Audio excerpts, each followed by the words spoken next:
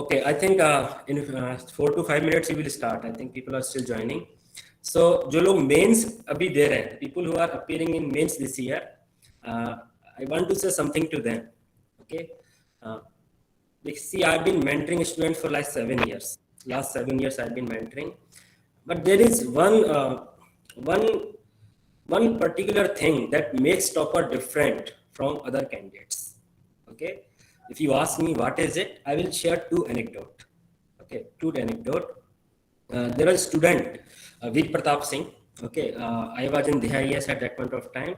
It was in 2018, and he had given 3 interviews before coming to me, and on all the mains attempt. Yes, Anuj, philosophical essay, all essay we will discuss. People are still joining. अगर हम अभी से start कर देंगे तो they might miss out. I have got an advice for you. वो थोड़ा सा सुन लीजिए, then we will start. Okay. So in all 3 attempts, उनके जो essay के marks थे, they were like 120, 122. All 3 attempts. And जब वो मुझसे मिले तो मैंने कहा कि आप अपना essay मुझसे face to face check कराइए. तो ऐसे जब मैंने उनका तीसरी बार मैं उनका ऐसे देख रहा था, थर्ड टाइम, मैंने उनको बोला कि you are wasting yours as well as mine time. I told him in a bit anguish कि आप मेरा समय खराब कर रहे हैं. And after that he went home. काफी डिसिप्लिन तरीके से बाकी टेस्ट उन्होंने लिखे, फेस टू फेस इवैल्यूएशन वो करते रहे, और जब उनका रिजल्ट आया he got 92nd rank. Okay, interview में मार्क्स थोड़ा उतना अच्छा नहीं था, 150 या 160 के आसपास था. Still he got 92nd rank, otherwise top 50 में उनका मार्क्स होता. और एसए में he had scored 147 marks, one of the highest that year. ये चीज, this is one instance. Okay, this was possible because I was mentoring him very very personally. ठीक है, face to face evaluation में, because मुझे पता था कि वो किन चीजों में इंप्रूव कर रहे हैं, किन चीजों में इंप्रूव नहीं कर रहे हैं. And then he got this rank. Second thing is about Mehak. ठीक है, महक आपसे शेयर भी करेंगे. There are some severe deficiency in first essay. वो जो फर्स्ट एसे उन्होंने भेजा था, it was quite mechanical because she had attempted that essay from PESTEL perspective, political, economic, social, जो यूजुअली लोग करते हैं. And then also I told her कि this approach will not work, specially if you get philosophical essays, which actually happened this year. काफी सारे essays philosophical आए. And after that जब उन्होंने सेकंड ऐसे लिखा, I am sure Mahak will recall, I told her you will get a rank, you will definitely find your name in the list. List में कितना ऊपर आएगा ये डिसाइड आपका इंटरव्यू एंड ऑप्शनल करेगा. So my dear friend, toppers have this one thing in common, they improve. ठीक है, आप में से काफी लोगों को हो सकता है काफी मार्गदर्शन पहले भी मिला हो, मेंटरशिप पहले भी मिली हो. ठीक है, but you should be nudged every time. आपको बार बार इतना मेहनत करना है कि आप हर टेस्ट के संग इंप्रूव करें. अगर आप टेस्ट के संग इंप्रूव नहीं कर रहे हैं तो it will not be workable for you, it will not work out for you. या आप मेरी बात समझें. तो जो भी मेंस इस बार लिख रहे हैं, जिनके पास अभी 3 ही महीने हैं, आई विल रिक्वेस्ट देम कि वो अपना जब ऐसे अटेम्प्ट कर रहे हैं, अपना कोई भी टेस्ट अटेम्प्ट कर रहे हैं, इस चीज को खास ध्यान रखें कि वो हर टेस्ट के संग इंप्रूव कर रहे हैं. नहीं, improvement should not B not only in terms of marks. ठीक है, मार्क्स उतना अच्छे से चीजों को पिक्चराइज नहीं करते हैं, कैटर नहीं करते हैं. इंप्रूवमेंट शुड बी, अगर आपको बोला गया कि आपका इंट्रोडक्शन उतना अच्छा नहीं है, जैसे वीर प्रताप का था, तो आपको इंट्रोडक्शन अच्छा करना है. आपको बोला गया कि इस अप्रोच से ऐसे नहीं लिखना है, तो आप उसको ऐसे को आपको जो दूसरा अप्रोच होता है उससे अटेम्प्ट करना है. तो toppers have this one thing in common, they implement the feedback. तो आपको जो फीडबैक मिले, जहां से मिले, आपको वो फीडबैक अपना जरूर इंप्लीमेंट करना है. इसको आप हमेशा याद रखना. Then only you can hope कि आपका मार्क्स इंप्रूव होगा, आपका परफॉर्मेंस इंप्रूव होगा. सो ये जो कॉमन बात है जो टॉपर्स को अलग करती है बाकी कैंडिडेट से, वो ये है कि they are so diligent about the improvement. ठीक है, शुड वी स्टार्ट और people are still coming?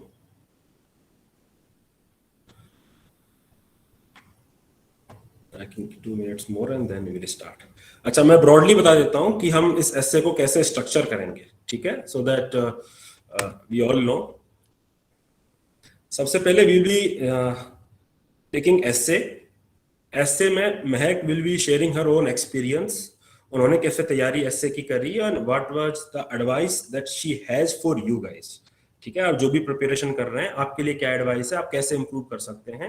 So she will be speaking on those things.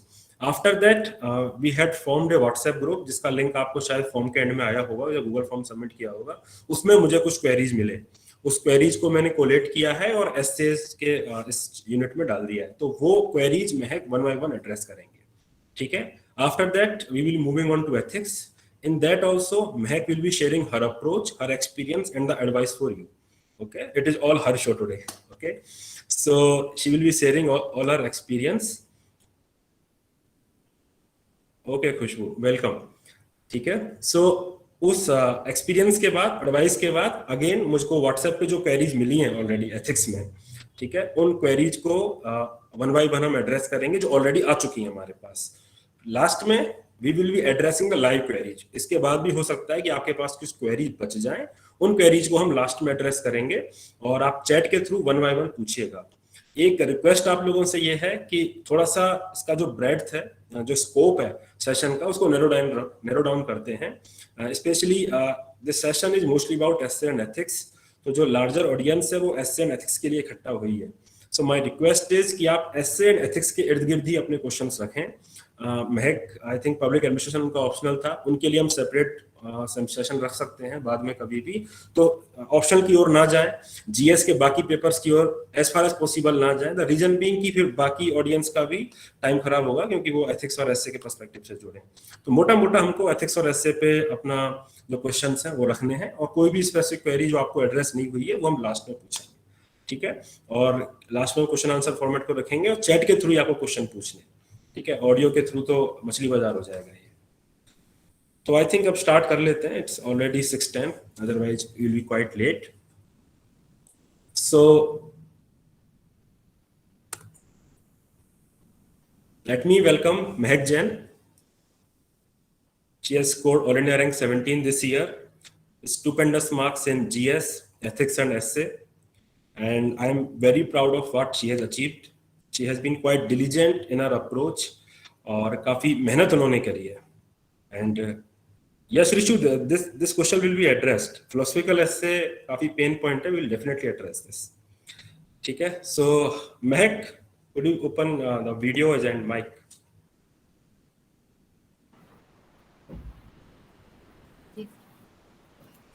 Good evening, everyone.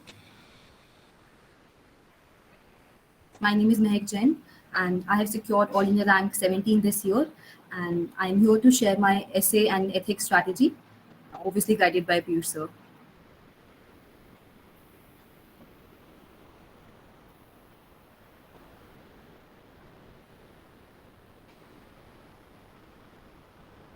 So shall I start? Sir, I think your audio. हाँ, मैं start करिए आप, क्योंकि थोड़ा time लगेगा बच्चों को आने में, अदरवाइज फिर अब स्टार्ट कर दीजिए. जी. We are also recording this session and uploading on the YouTube. तो जो लेट में आएंगे, they can watch it on the YouTube also. So don't worry, you may start now. Okay, so talking firstly about essay. तो ऐसे जैसे कि बहुत important paper रहता है बिकॉज इसमें आपको मार्क्स का जो वेरिएशन होता है उसमें काफ़ी स्कोप रहता है compare to other GS subjects. It offers you a wider bandwidth कि आप इसमें बेटर स्कोर कर सकते हैं. सो ऐसे preparation was a very central part जिससे आप अपना जीएस स्कोर ओवरऑल इंप्रूव कर सकते हैं मेंस का specifically. So talking about my approach, तो before I join Piyush sir उनकी टेस्ट सीरीज के थ्रू, तो I was already prepared with my content. तो मुझे ऐसा लगा था कि क्योंकि मैंने कंटेंट प्रिपेयर कर लिया है, टॉपिक्स प्रिपेयर कर लिए हैं based on the previous year questions and उनकी जो थीम्स आइडेंटिफाई करके, I thought I would be able to write a good essay. And मैंने ऐसे अपना लिखना स्टार्ट किया एंड आई सॉ सर का एक एडवर्टीजमेंट कहीं पर कि फेस टू फेस इवैल्यूएशन एक नया कॉन्सेप्ट मुझे लगा था जो सर ने इंट्रोड्यूस किया था. And I thought it would be better कि अगर मैकेनिकल अप्रोच ना रखते हुए if a teacher can actually guide me as he reads my essay, साथ साथ हम लोगों को पता चल जाएगा कि what are the loopholes and कैसे इंप्रूव कर सकते हैं. So that was my first session जो कि एक फ्री सेशन था. तो I thought let's just try this and if I am able to connect with it तो I can continue further. So जो फर्स्ट सेशन था I wrote that essay and uploaded. तो I was very optimistic कि चलो content अच्छा है, मैंने prepare किया है and I should get some good feedback and good score. तो मैं थोड़ा एक अच्छे अपने आप में गई थी कि मेरे को अच्छा आता है लिखना और मैं अच्छा लिख लेती हूँ, कंटेंट भी है, ऐसे भी अच्छा जाएगा. But then the first session I had with sir, तो उसमें मुझे रियलाइज हुआ कि कंटेंट इज नॉट सफिशिएंट। आपको कितना भी अच्छा आता होगा, there is an approach to things. अगर आप same mechanical approach, pestle approach जो सभी यूज कर रहे थे एंड मैं भी यूज करी थी उससे पहले तक, अगर वही कंटिन्यू करती रहूंगी तो कुछ ऐसे जो है मेरा वो स्टैंड आउट नहीं होगा, एवरेज ऐसा ही रह जाएगा, बाकी सब जैसे लिख रहे हैं वैसे ही रहेगा। सो that was my first session and उसकी बेसिस पे मैंने अपनी इवॉल्व करी approach based on search input कि हम कैसे आइडेंटिफाई कर सकते हैं टॉपिक्स एंड कैसे हम इससे को बेटर अप्रोच कर सकते हैं। तो first of all talking about the content, कि कंटेंट तो पहले आएगा सबसे पहले, बिकॉज आपको प्रिपेयर करना पड़ेगा तभी आप लिख सकते हैं।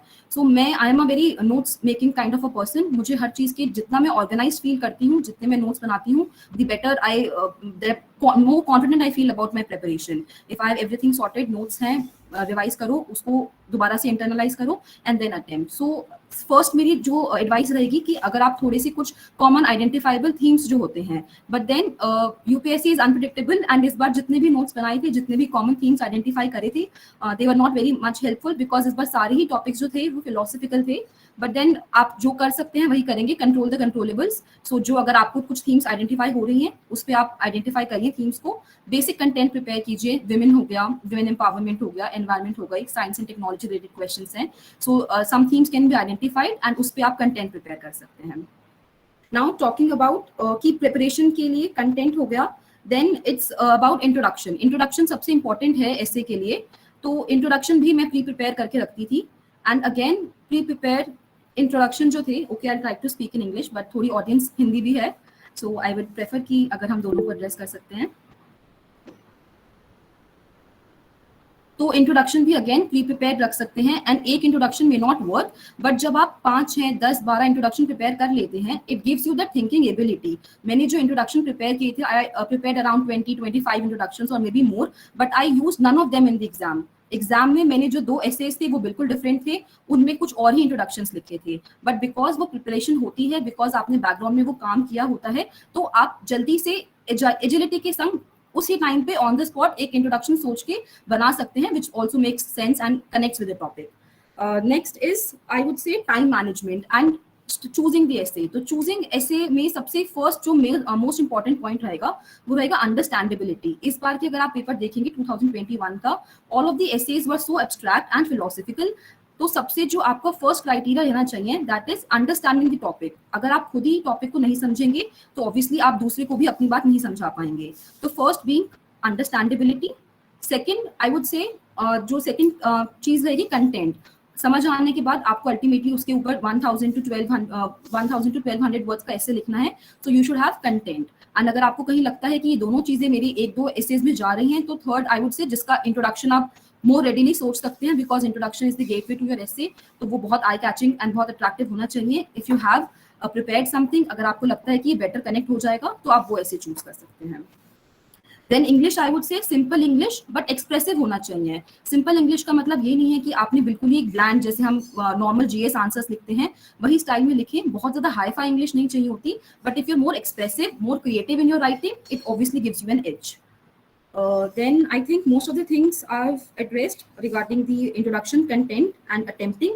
Philosophical essays I would like to now address, because philosophical essays जो हैं वो सबका पेन पॉइंट रहा है, बट पर्सनली मुझे philosophical essays अच्छे लगते थे, क्योंकि मुझे लगता था कि जीएस के बियॉन्ड आप जा सकते हैं, उसमें आप अपने एक्सपीरियंसेस से बोरो कर सकते हैं, अपनी अंडरस्टैंडिंग को बेटर रिफ्लेक्ट कर सकते हैं इन terms of philosophical essays। GS वाले आंसर्स थोड़े मैकेनिकल हो जाते हैं, क्योंकि वो जीएस वाला ही कंटेंट बार बार हमें पेस्टल अप्रोच वही सब याद आने लग जाता है। Then talking about face to face evaluation की मैं बात करना चाहूंगी कि how it really help me and उससे क्या डिफरेंस क्रिएट हुआ। तो जो फिलोसफिकल अप्रोच, फिलोसफिकल एसेज की मेरी अप्रोच रही थी, इट वाज पहले बेस्ड ऑन पेस्टल, कि वो पॉलिटिकल, इकोनॉमिक, सोशल डायमेंशंस में सोचती थी, और वही इनफैक्ट मुझे ध्यान है मेरे फर्स्ट एसे जो था, I even mention the keywords, politically इसका इम्पैक्ट ये रहेगा, सोशली, इकोनॉमिकली, एंड सर ने स्पेसिफिकली मुझे कहा था कि this is the one thing that you should, मतलब सबसे पहले इसी को रेक्टिफाई करना है। अगर आप लिख भी रहे हैं तो please don't make it explicit, आप सिंपली सोशली बोल के सोशल एंगल नहीं देंगे, आप बस दीजिए अपना व्यू पॉइंट तो है। तो फर्स्ट थिंग जो पेस्टल अप्रोच थी, उसको अगर हम निगेट तो नहीं कर सकते, बट उसको हम डिफरेंट तरह से यूज करेंगे। तो मेरा जो अप्रोच रहता था, जैसे ही मैंने क्वेश्चन देखा, I use to break it down into macro dimensions. ये भी मैंने सर से सीखा था कि कैसे macro dimensions and micro dimensions में हम अपने एसे को ब्रेक कर सकते हैं, एंड अकॉर्डिंगली उन पेस्टल अप्रोच के डायमेंशंस हैं, फिर हम उसको कहीं कहीं किसी किसी डायमेंशन में फिट करके एक वाइडर पर्सपेक्टिव दे सकते हैं, कॉम्प्रिहेंसिव कवरेज दे सकते हैं अपने एसे को। So if I take the example, जो इस बार का 2021 का पेपर था, I attempted the first essay section A में, it was the process of self discovery has now been technologically outsourced. अगर आप ये ऐसे देखेंगे तो on the face of it आप इसमें पेस्टल अप्रोच यूज कर भी नहीं सकते हैं। इसमें कैसे ही पेस्टल अप्रोच फिक्स्ड होगा, I fail to understand. So my जो मेरी अप्रोच थी इस ऐसे को, इट वाज बेस्ड कि मैं इसको कैसे again macro dimensions and micro dimensions में इसको डील कर सकती हूँ। सेकेंड पॉइंट था जो सर ने बताया था, okay I will try to be little slow now. Second जो पॉइंट सर ने बताया था कि लॉजिकली एंड रीजन आर्ग्यूमेंट देना है, हमें सिर्फ एग्जाम्पल नहीं देना है। पहले मैं हर चीज में सिर्फ एग्जाम्पल के थ्रू ही, मेरा जो पैराग्राफ होता था वो स्टार्ट ही एग्जाम्पल से होता था, एग्जाम्पल पहले देती थी फिर अपना पॉइंट लिखती थी, which I think again is a wrong approach. पहले आपको आर्ग्यूमेंट देना है, उस आर्ग्यूमेंट को सब्सटैंशिएट करने के लिए आप एग्जाम्पल की हेल्प ले सकते हैं। So this was my second learning based on the discussion face-to-face evaluation I had with sir. So talking about the essay I attempted in exam, process of self-discovery has now been technologically outsourced. तो इसमें जो मेरा if I can recall थोड़ा vaguely, मेरा introduction इसमें था based on a novel I read. I think अगर आप लोगों ने पढ़ी होगी तो the novel is called, I'm so sorry, I'm forgetting the name of the novel right now.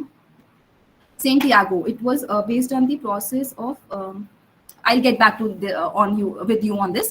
So the first dimension I try to deal with, that what is the process of self-discovery? What exactly we mean by self-discovery, and how it has now been technologically outsourced. The role of technology in knowing oneself. इसको मैंने एक life cycle approach के साथ deal किया था कि एक बच्चे के इंटरेस्ट को आइडेंटिफाई करने के लिए how parents are now using the smartphones और दी साइकोएनालिसिस टेस्ट की बच्चा किस चीज, Alchemist, right? Thank you so much Hima. Alchemist is the novel.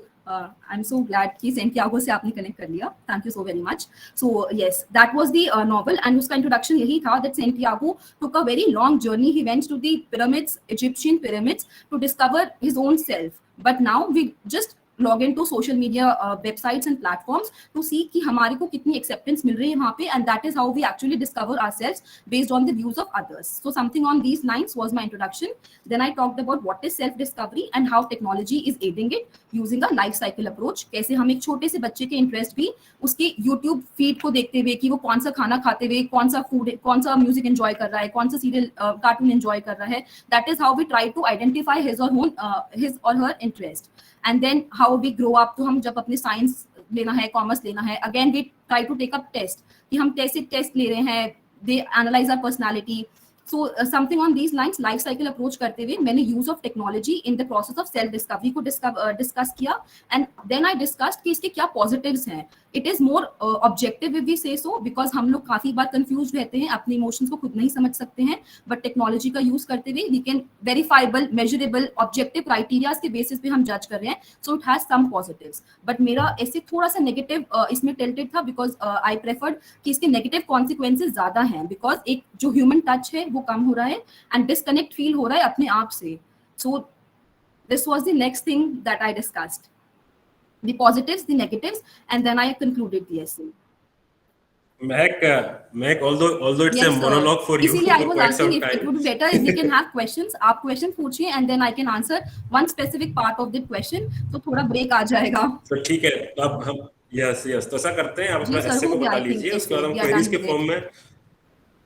Okay, आपने इंट्रोडक्शन वगैरह बता दिया जी अपना। सर। सो ठीक है, तो मोटा लर्निंग जो मैं कैंडिडेट्स को बताना चाहूंगा, ठीक है, लर्निंग ये है एसेज में कि एसे जो राइटिंग है ना, it needs to keep the reader hinged, ठीक है। It should not be islands कि आपने कुछ एक इन्फॉर्मेशन यहाँ दे दी, कुछ एक इन्फॉर्मेशन यहाँ दी। ऐसा लिखा हुआ होना चाहिए कि एक बार जब पढ़ना स्टार्ट करे तो कंक्लूजन में जाके ही सीधा रुके, ठीक है। So please continue. I can't fully understand the content. I think everyone here understood basic English. Thanks in advance. Okay, I think now there is a clash of okay. English versus Hindi debate. English versus Hindi debate. Okay. ठीक है, as far as possible technical terms को we will try to take that in English, और कुछ कुछ हम फिर हिंदी भी बोलेंगे बीच में, ठीक है। So I think we shall take question answers first, Yes. ठीक है, वो कर लेते हैं। Let me share the PPT with all of you in which I have written the queries that we have received already, then one by one हम करेंगे। Just give me a second.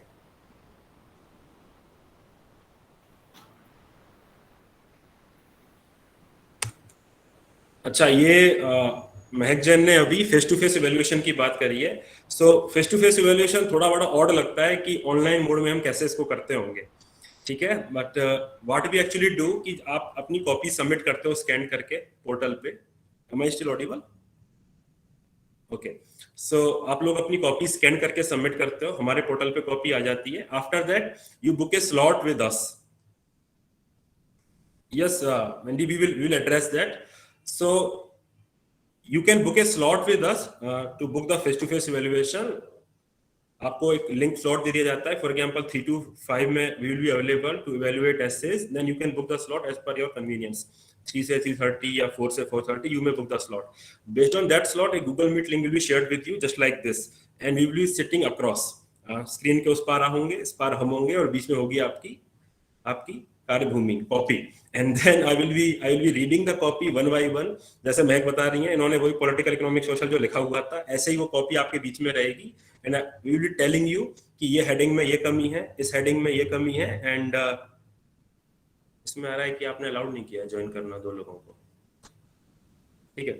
सो वो 1-to-1 जब हम करते हैं, सो मैं आपको बताता हूँ कि एसए में कैसे स्पेशली हेल्प करता है, ठीक है। ये एसए में इसलिए हेल्प करता है क्योंकि एसए में महक ने जैसे बताया, it is not about the content, it is about आप एग्जिस्टिंग कंटेंट को कैसे लिख रहे हैं, how you are putting your existing content in a way that makes it interesting, it is about that.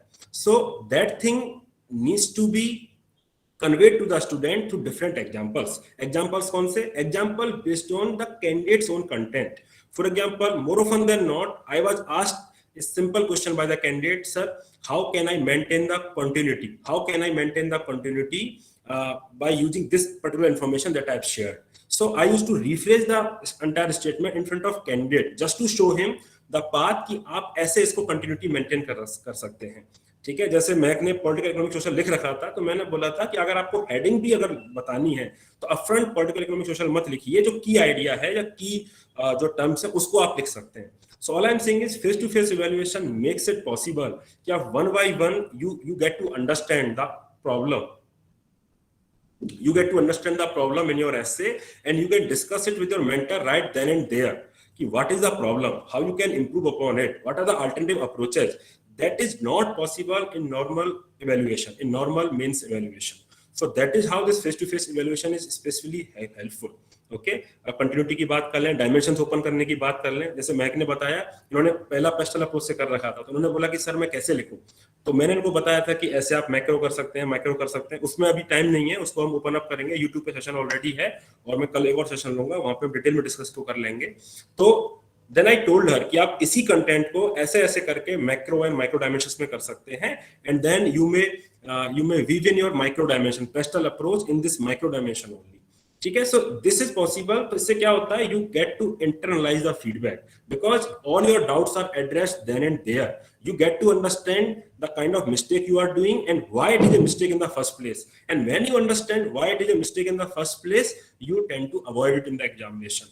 I've got this feedback from several students, and when they start writing essays, they in fact this is the feedback that Veer Pratap Singh got told me in the first time after mains कि sir आपने जो मुझे बोला था, the things were reverberating in my mind when I was writing. Similar feedback we have got after people have written case studies, because I kept on repeating the arguments so as to because so that people and students can internalize those arguments and can use them in the examination. Okay, so this is a face-to-face evaluation that we do in our essay writing, and the same process we adopt in mains answer script as well, GS answer script as well, in which we evaluate 4 to 5 question per mains test paper, so as to make you understand कि आपकी कमी कहाँ पे है, where you are failing in your answer writing. So that is all about face-to-face evaluation. Now we will be going to specific queries that students has asked. Yes, Mehak, all yours. Yes, sir. The first So I think question is, so first question is that everyone tries to give structure to philosophical essay by using a pastoral approach. Wouldn't it be doing this lead to every essay similar to each other? Sir I think this is very right, इसीलिए PESTEL approach को हमें scrap करके एक नया approach जो था which was macro dimensions and micro dimensions वाला approach which I use as I give the example कि आप उस जो पर्टिकुलर क्वेश्चन है उसको ब्रेक कर सकते हैं. What do you understand of that question, उस स्टेटमेंट को लेके जो फर्स्ट ही थिंग्स मेरे दिमाग में आई थी वो था कि process of self discovery, how technology is adding it, उसके फिर पॉजिटिव्स क्या हैं, नेगेटिव्स क्या हैं. So these I would call the macro dimensions. उसके बाद मैं इसको माइक्रो डायमेंशंस में डील करूंगी which is basically reasoned arguments कि पॉजिटिव्स हैं तो क्या पॉजिटिव्स हैं, उसके नेगेटिव्स हैं तो क्या हैं, arguments and examples. And it is here that we bring in pestle approach के dimensions, not pestle approach but those dimensions. किसी में मैंने पॉजिटिव में कभी मैंने सोशल का एग्जांपल दिया, नेगेटिव्स में हमने किसी और चीज का एग्जांपल दिया. So this is how we combine the pestle approach dimensions as well as the macro dimensions and micro dimensions in which we break our essays. Okay, I think the similar thing goes for the second question, how to approach philosophical essay, just by opening up the macro dimension and then you can weave in your pastel approach through micro dimension. Jinko bhi, all of you who are not able to understand this macro and micro things, I will be telling this in more detail tomorrow. There will be a session on YouTube, you may join it. और अगर आपको और जल्दी है तो there is already a recorded session on the YouTube, how to get 150 marks in essay, you can watch that also. Otherwise tomorrow तो हम freshly इसको deal करेंगे. With example I will be telling you what is this macro and micro approach. अभी बताएंगे तो it will take a long, ethics को हम नहीं कर पाएंगे. Pastel approach is basically political, economical, social, technological. This is the approach. Okay, I think that also addresses the next question, how to structure the essay. Okay, Mehak, the next question is, I think this question is very much common with the students, especially जो भी mains लिख रहे हैं या जो remote areas से आते हैं. Did mentorship play a huge role in the score, and or can this be done by self preparation too? Sir I think mentorship का काफी इंपॉर्टेंट रोल रहेगा बिकॉज जैसे मैंने कहा even with the prepared content, even though my content was prepared, I knew I was writing का flare भी अच्छा था, कंटेंट भी अच्छा था, स्टाइल भी अच्छा था, बट अप्रोच ही गलत थी.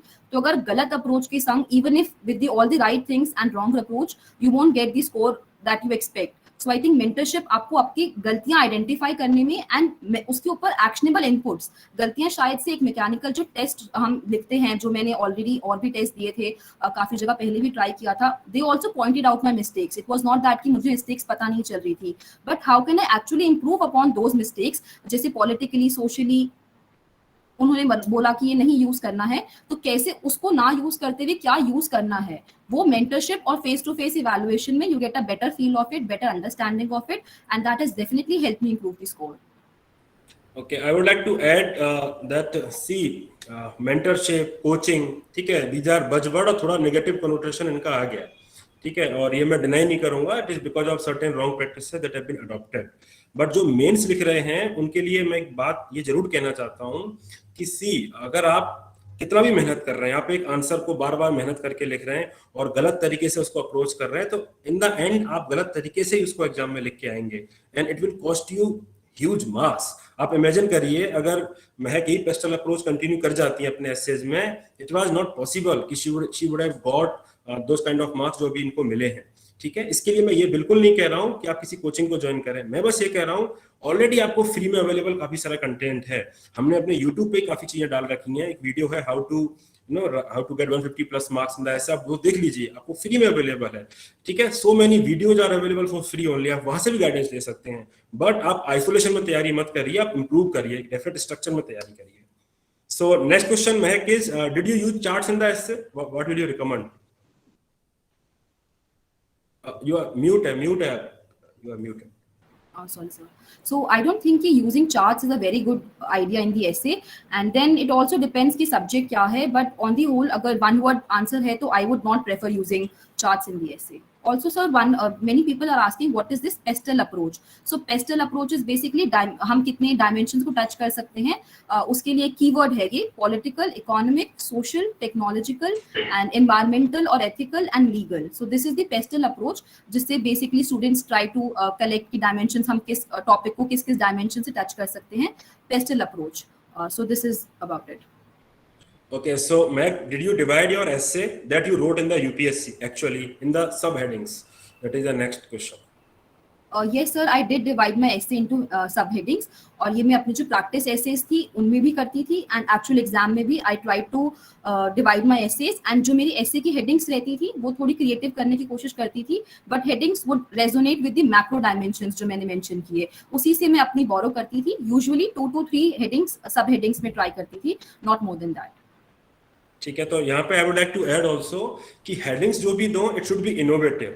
ठीक है, ये it should not B mechanical. जैसे सोशल इकोनॉमिकल पॉलिटिकल आप लिख दें या कुछ बहुत ऑब्वियस आइडिया लिख दें, it should not be too many headings also. अगर आप इसको टू मेनी हेडिंग्स करेंगे तो ये बेसिकली आपका जीएस का आंसर ही बन जाएगा. ओके, तो इसका आप ध्यान रखें. गिनती की मैक्रो हेडिंग्स, मैक्रो डायमेंशन जो होती हैं 4 या 5 जो भी हैं, तो उनके अराउंड अपनी हेडिंग्स आप फिक्स कर सकते हैं. ठीक है, मैं आई थिंक ये प्रॉब्लम काफी कैंडिडेट्स को फेस होती है, specially when UPSC has given so many philosophical topics in both section A and section B. How to choose quickly, ये मुझे लगता है कि you should address it because it will save a lot of time of aspirants कि वो जल्दी से कैसे टॉपिक्स को चूज करें. सर अगर quickly being the keyword, then I would say prelims की तरह एलिमिनेशन ऑप्शन पे जाइए. जैसे 4 ऑप्शंस हैं, सो पहले एलिमिनेट कीजिए. जो आपको टॉपिक समझ ही नहीं आ रहा, you can not write on it, eliminate that option. उसके बाद जो आपकी बेटर अंडरस्टैंडिंग है, first criteria would be understandability, then I would say content, because ultimately आपको एक लॉन्ग ऐसे लिखना है, तो कंटेंट के बेसिस पे डिसाइड कीजिए, अपनी समझ के बेसिस पे. एंड देन इंट्रोडक्शन मुझे लगता है कि काफी कैची, अट्रैक्टिव होना चाहिए, and it also takes time to think. अगर आपके पास कुछ प्री प्रिपेयर्ड इंट्रोडक्शन है, सो ऑब्वियसली आप उस ऐसे को प्रायोरिटाइज कर सकते हैं ओवर द अदर एसेज. कुछ कैंडिडेट्स हमसे पूछ रहे हैं कि इनकी आंसर स्क्रिप्ट हमने टॉपर्स कॉर्नर वेबसाइट पे वहां पे अपलोड कर रखी है. पहला पेज ऑफ कोर्स रिमूव कर दिया है, अदरवाइज आप सब लोग कॉल कर देंगे मैक को. ठीक है, so essay has been uploaded, you can watch her answer script there. Okay, so let's move on to next question. How to get essay in coherent manner, basically continuity हम कैसे establish कर सकते हैं? Sir continuity establish करने के लिए sir ने एक आइडिया सजेस्ट किया था कि जो आपका प्रीवियस जो पैराग्राफ है उसकी जो लास्ट लाइन है या जो आइडिया पे आप फिनिश कर रहे हैं, उसी को आप अपना नेक्स्ट जो पैराग्राफ है उसकी इनिशियल लाइन या फर्स्ट लाइन बना सकते हैं. तो इट विल लुक लाइक कि कंटिन्यूटी है. जैसे अगर हम पहले हिस्टोरिकल एग्जांपल्स की बात करते हैं, if we try to give one historical context to the essay topic, तो हम हिस्ट्री उसका डिस्कस करने के बाद we can say even in the contemporary times this adage या this the veracity of this fact can be verified. तो हमने बता दिया कि पहले ऐसा होता था एंड इवन अभी भी ये हो रहा है. तो even in the contemporary times जो एक फ्रेज है उससे आपकी वो कंटिन्यूटी एस्टैब्लिश हो गई है. ऐसे ही सिमिलरली आप जो भी आइडिया को फिनिश कर रहे हैं लास्ट पैराग्राफ में, उसी से कुछ थ्रेड्स पिकअप करके नेक्स्ट आइडिया को इनिशिएट करें, एंड दैट इज हाउ एक कंटिन्यूटी आ जाएगी ऐसे में. ठीक है, इसके अलावा आप अपने आइडियाज को कंट्रास्ट भी कर सकते हैं, कुछ उसमें ऐड भी कर सकते हैं. सपोज आपको आर्गुमेंट बिल्ड करना है, एक आर्गुमेंट आप कैरी फॉरवर्ड कर रहे हैं, तो एक कनेक्टिंग लाइन देके 3 या 4 लाइन का एक पैराग्राफ देके आप आइडियाज को बिल्ड भी कर सकते हैं या कंट्रास्ट भी कर सकते हैं. जैसे पॉजिटिव नेगेटिव आपने किया है, तो वहां से भी आप एक कनेक्टिंग लाइन देके you may make transition to the next paragraph. ठीक है, अपार्ट फ्रॉम दैट एक अलग ट्रिक ये भी होती है कि four over, more over, additionally, ठीक है, या फिर फर्स्टली, सेकेंडली, थर्डली, इस तरह से भी आप चीजों को रख के कंटिन्यूटी बिल्ड कर सकते हैं. Firstly, secondly, thirdly works very well in the solution part. ठीक है, या आप सॉल्यूशन पार्ट पे ऐसे भी लिख सकते हैं at individual level, at societal level, at familiar level. That initial keyword also acts as framework and provides continuity to the essay. So there are different ways in which continuity can be made. उसको भी मैं YouTube session में लूंगा. ठीक है, Mehak, does the number of words और pages matter in essay? How did you plan? Sir मैं थोड़ी वर्बोज हूँ, तो मेरे तो ऑलमोस्ट पूरे the first essay I wrote it was around 15 pages. तो फिर then I got to know कि एग्जाम में इतने पेजेस अवेलेबल भी नहीं है, so I try to cut down on my words. So I think मेरे लिए तो ऐसे नंबर ऑफ वर्ड्स और पेजेस का कोई क्वेश्चन नहीं था. I used to fill all the pages, essay में भी, जीएस में भी. And it came naturally to me, so I would not say कि उससे कम लिखना चाहिए, बट आई गेस 1 और 2 पेजेस का लेवरेज आप ले सकते हैं. 12 पेजेस अगर अवेलेबल हैं तो anything between 10 to 12 pages should work in the final exam. ठीक है, एसए के ऊपर कोई और स्पेसिफिक क्वेरी है आप लोगों का, पूछ लीजिए, then we will moving to ethics section. So somebody has been asking about introduction, something कि 1-2 lines का quote. Yes. Let me read the. If we start our intro by a quotation, so it is like 2 to 3 lines, and it is said intro should be of 10 to 12 lines. Then what to do? Okay. Basically, he is asking that quotation 2-3 line का होता है, but introduction लगभग 100-150 words का होता है, तो कैसे कर सकते हैं? So sir, कोई भी कोट बेस्ड हम इंट्रोडक्शन देंगे, so the quote itself is not the introduction, वो सिर्फ एक कॉन्टेक्स्ट प्रोवाइड कर रहा है. सो द फर्स्ट पैराग्राफ हम उस कोट को, कोटेशन जो हमने लिखी है और जो कॉन्टेक्स्ट है एसे का, उन दोनों को रिलेट करने के लिए, उसको एक्सप्लेन करने के लिए यूज कर सकते हैं. And then we can also address जो एक कनेक्टिंग पैराग्राफ होता है, जो हमारा फर्स्ट आर्ग्यूमेंट है या फर्स्ट मैक्रो डायमेंशन है, उससे पहले हम एक एसे का पर्सपेक्टिव दे सकते हैं कि हम क्या क्या डिस्कस कर रहे हैं अपने एसे में, what are the questions we are going to deal with, एक overview of the essay. So I think sir it will take around 1 to 1.5 pages and that should be enough. What Mehak is saying actually, it is CST approach that we follow: context, scope, and thesis statement.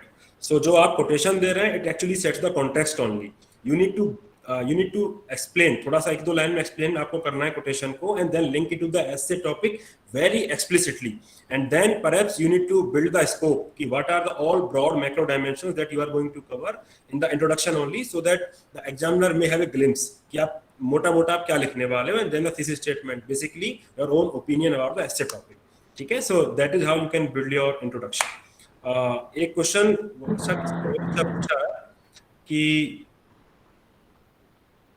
अच्छा, अनुज पूछ रहे हैं कि since we are starting ethics, may I know how helpful was the Kalam IAS ethics example?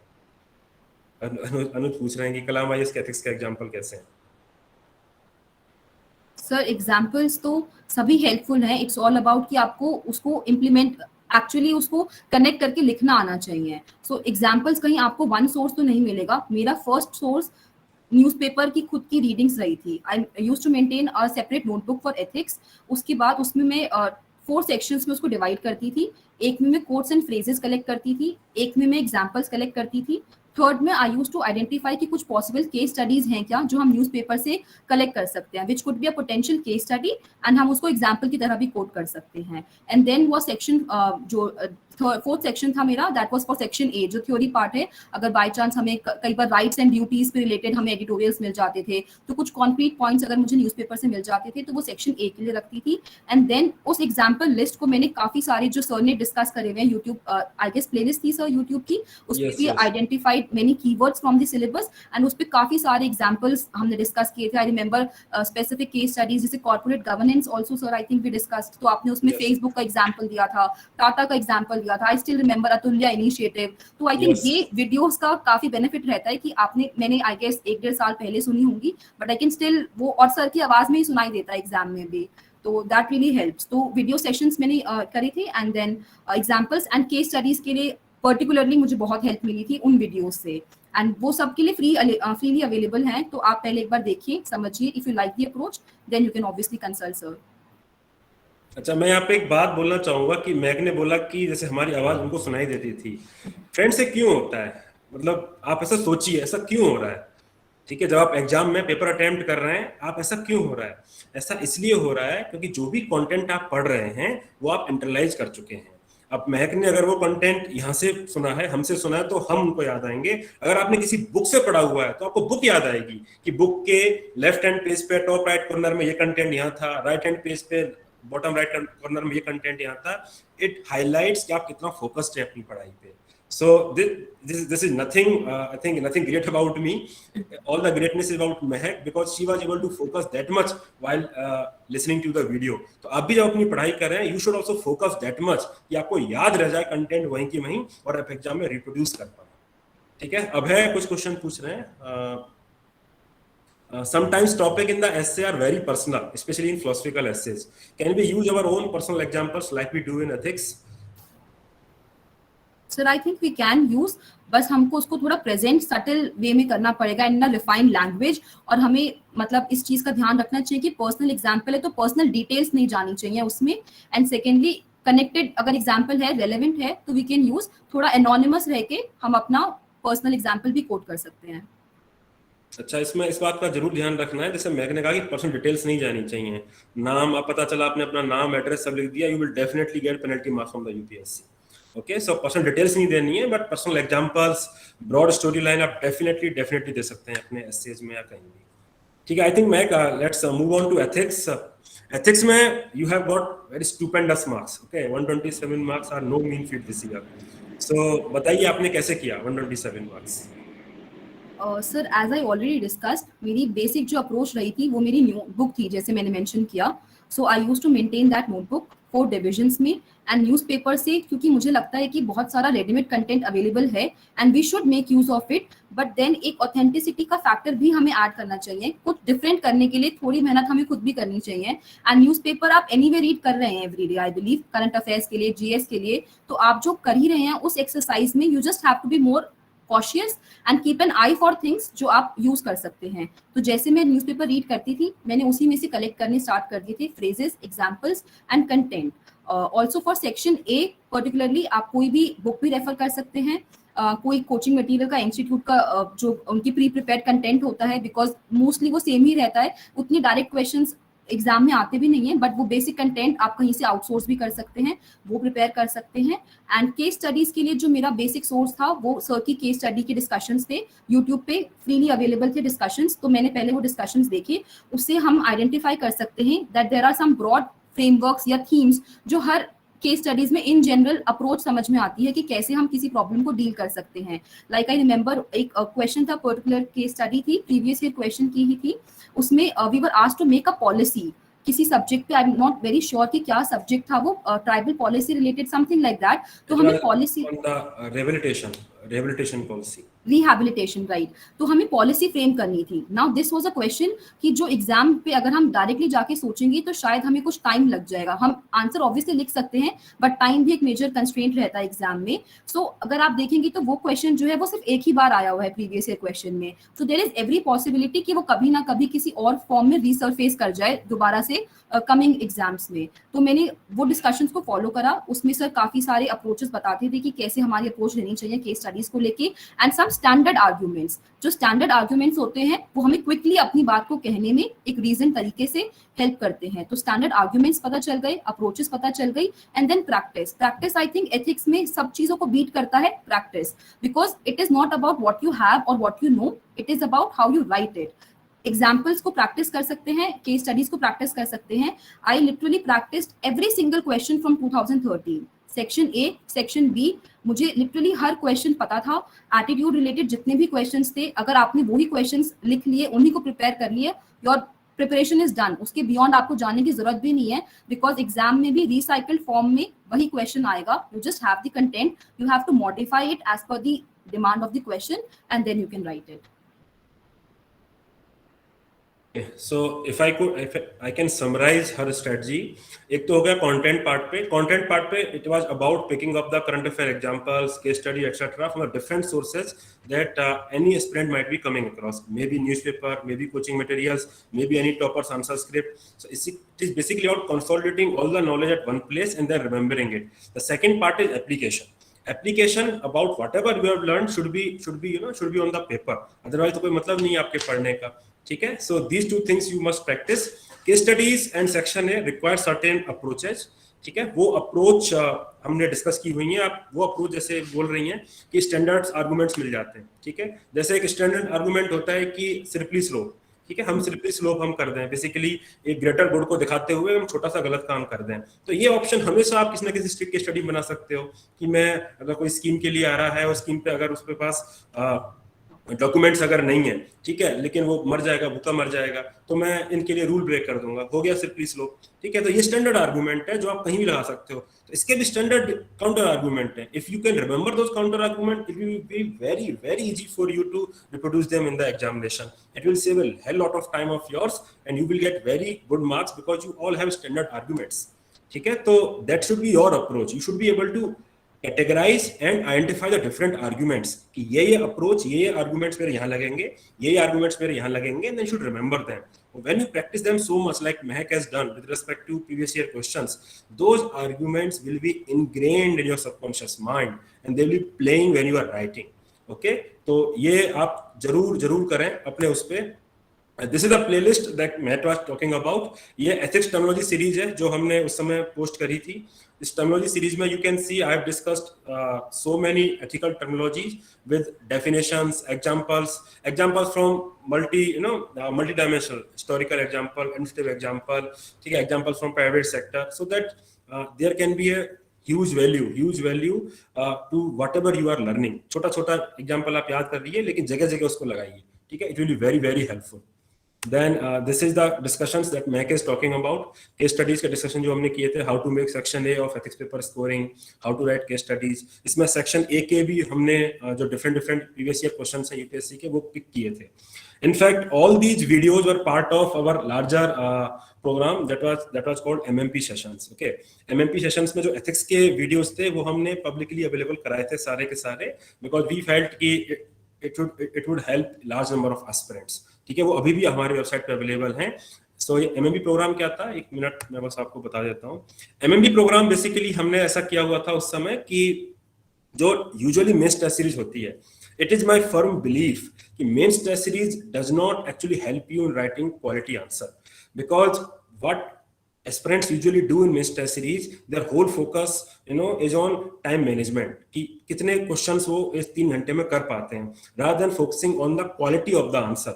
अगर आप cricket follow करते हैं और आपको बाउंसर खेलना नहीं आता है, सो आप केवल मैच खेलने से, ज्यादा नंबर ऑफ मैचेस खेलने से आप बाउंसर को अच्छा नहीं खेल पाएंगे. You must do net practice. आपको कम से कम 10,000 बाउंसर बॉल्स खेलनी पड़ेंगी to play it very effectively, just like Mahak Jain did. जब इन्होंने घर पे प्रीवियस ईयर क्वेश्चंस को प्रैक्टिस किया ना, it was her net practice. She was not attempting them in the exam like condition, in the sense कि 3 घंटे में उसको लिखना है, but she was attempting them with respect to developing the framework, with respect to writing a very qualitative answers. तो इसी approach को हमने ध्यान रखते हुए ये बनाया था कि हर मेंस टेस्ट के पहले उस टेस्ट को हमने फॉर एग्जांपल संडे को टेस्ट है तो उसको हमने 3 पार्ट में डिवाइड कर दिया और हर अल्टरनेट डे हमने आंसर राइटिंग सेशन रख दिए. वो answer writing session basically mini test था 1-1 घंटे का. जो आपने स्टडी के सेशंस देख रहे हो ना, ये 80-80 नंबर की हमने 4 की स्टडी दी हुई थी. ऐसे ही 80 मार्क्स के हमने सेक्शन ए के क्वेश्चंस दिए हुए थे कैंडिडेट्स को.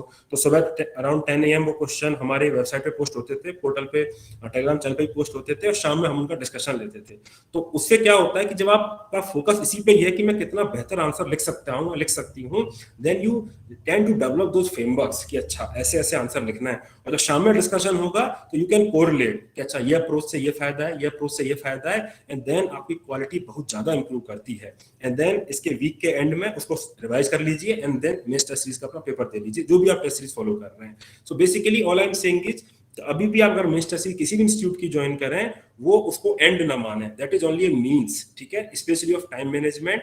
ठीक है, कि आप कौन से क्वेश्चन को किस पैटर्न में अडॉप्ट करेंगे. क्वालिटी इंप्रूव करने के लिए you must do net practice. महक जैन से आप कम से कम ये चीज तो सीख ही सकते हैं कि उन्होंने जब प्रीवियस ईयर क्वेश्चन सारे कर दिए, it was a great net practice for her. उनको वो क्वालिटी उस लेवल पे जा चुकी थी कि फिर वो कोई भी मेंस टेस्ट में लिखती, it was all about time management then. ठीक है, तो आप इस चीज को थोड़ा ध्यान रखिए. ये जो मैं आपसे कह रहा था कि जैसे आप देख पा रहे हैं कि 14 तारीख को अगर एथिक्स का टेस्ट है तो इसको हमने बांट दिया, 3 पार्ट में बांट दिया. 3 एमएमपी सेशन उसके पहले कर दिए सिलेबस को बांट के, और हर सेशन को हमने एमएमपी सेशन 10 जैसे लिखा हुआ है तो 1 घंटे का टेस्ट है. एमएमपी सेशन 11 अगले 1 घंटे का टेस्ट है. फिर अगला सेशन केस स्टडी पे है. तो ये 1-1 घंटे का जो टेस्ट है, it is like net practice. और ये हमने प्रीवियस ईयर क्वेश्चन हीट्स में डिस्कस किए हुए हैं और ये सब फ्री में यूट्यूब पे अवेलेबल है, आप देख सकते हैं. Okay, so these are the queries, Mehak, that the students have sent us. So I think the first query you have already addressed, how to get recent examples, cases for ethics and essay. It was mostly from the newspaper.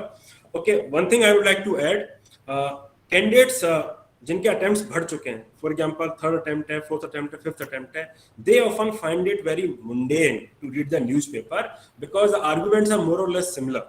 ठीक है, उनको content आ रहा होता है. तो उनके लिए मैं ये कहूंगा कि न्यूज़पेपर को कंटेंट इसके हिसाब से याद मत करिए कि वो 5 से 6 आर्गुमेंट क्या रहेंगे आपके मेंस के आंसर में या आपके एथिक्स के आंसर्स में। आप उनको न्यूज़पेपर को बस इस तरीके से देखिए कि आप क्या एग्जांपल्स वहां से ले सकते हैं, कौन सा रिपोर्ट्स आप वहां से ले सकते हैं, केस स्टडी वहां से ले सकते हैं। Believe me, they will be very different, they will make your answers very very different from your fellow aspirants. क्योंकि जो मेन कंटेंट है वो तो आप किसी भी कोचिंग के नोट से पढ़ सकते हैं, और उसमें आपको दिमाग लगाना भी नहीं चाहिए कि आप पूरा न्यूज़पेपर का एडिटोरियल का नोट्स बना रहे हैं।